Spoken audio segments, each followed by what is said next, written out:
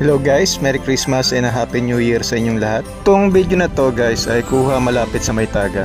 Nag-drone shot lang ako saglit para makita natin yung ganda ng mga pailaw nila rito sa may park. At syempre kasabay na rin yung pagpapasalamat ko sa mga taong patuloy na tumutulong sa akin at sumusuporta. Sa aking mga kaibigan, sa aking mga kamag-anak at syempre sa aking pamilya na walang sawang nanonood ng aking mga video. Dahil itong taong ito, 2024, maraming ups and down na nangyari sa aking buhay. Pero ito, patuloy pa rin tayong lumalaban at tayo ay patuloy pa rin nabibigyan ng blessing. Pero syempre kahit na maliit man o malaki ay patuloy natin ipagpasalamat sa taas. At itong taon na darating guys ay alam ko marami pang pagsubok na darating sa ating buhay. Patuloy lang nating lampasan yung mga pagsubok na yan. Dahil hindi naman ibibigay yan kung hindi natin makakaya.